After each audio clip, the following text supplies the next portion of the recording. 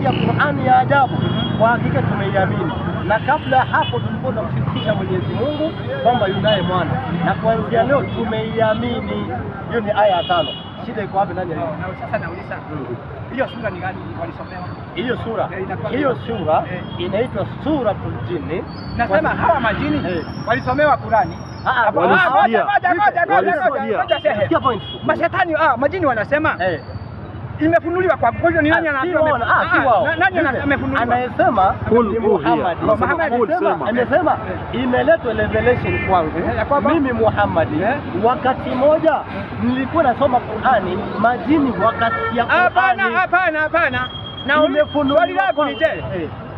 swali langu ni je, hao majini walisomea Qur'ani na nani? Walisomea Qur'ani na nani? Hawakusoma Qur'ani.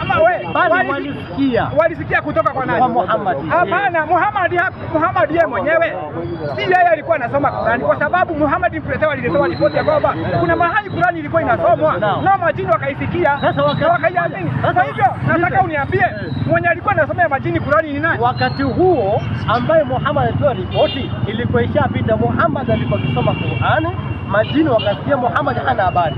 Ndio baadaye Mungu anamletea ufunuo ama revelation, anamwambia wakati mmoja tulikuwa Qur'ani tumekufunulia kwamba wakati mmoja majini walisikia Qur'ani, wakasema Muhammad hana habari, wakasema tumesikia Qur'ani ya ajabu na Muhammad inaongoza katika njia iliyonyooka. Muhammad alikuwa anasoma sura gani? Muhammad aya gani? Muhammad wakati huo, kwa sababu ripoti ilikuja kutoka kwa yule alimletea kwamba kuna wakati ilikuwa inasoma Qur'ani nao majini walisikia. Hao majini walikuwa wanasomea sura gani?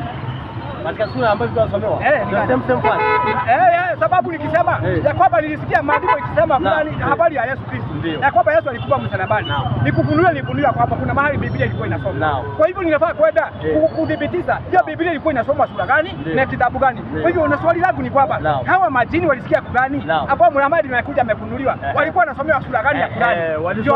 Walisomewa katika sura ya 2 aya 116 ambayo inasema na makafiri wanasema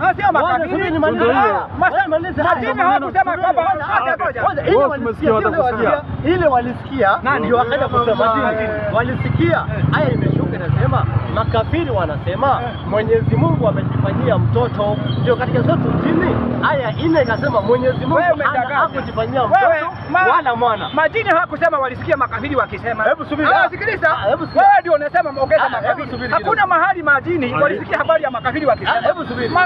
Majini walisomea Qur'ani.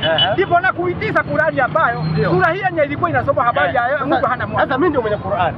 Unisikize sasa mimi mwenye Qur'ani. Unajua unadanganya. Mahali walisikia Qur'ani ndio wakasema tumeiamini. Kwa maana hizo tujini ukienda aya 4 inasema tulikuwa tunasema Mwenyezi Mungu yupo na mwana. Na kwa sasa kama vile Yesu, kama vile Wakristo hana mwana. Kwa hivyo ina maana ile aya waliosomewa ilikuwa inakataa Mungu hana nini? Mtoto.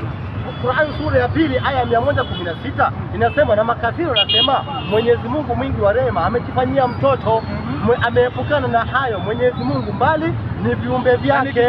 Kwa hivyo ndio wakaamini kwamba Mungu hana mtoto. Mimi nikisema hao majini ni waongo, utakataa? Nitakataa. Kwa nini? Nitakataa. Nitakataa kwa sababu wale ambao wako waamini ambaye ni makafiri mpaka leo wanaamini Yesu ni mtoto wa Mungu. Nipatie aya Marko 3:11 soma. Niuliza swali. Soma Marko 3:11. Marko 3:11. Tumejaza mkutano hapo. Najua Marko 3:11. Alafu tutaondoa jambo la barabara imekuwa. Walisomewa Qur'ani. Marko 3:11 tusikie wale makafiri ambao wako silimu ambaye ni majini wabaya wanaamini nini? Wale Waislamu walisema Mungu ana mtoto. Hata makafiri wanasemaje? Na pepo wachafu.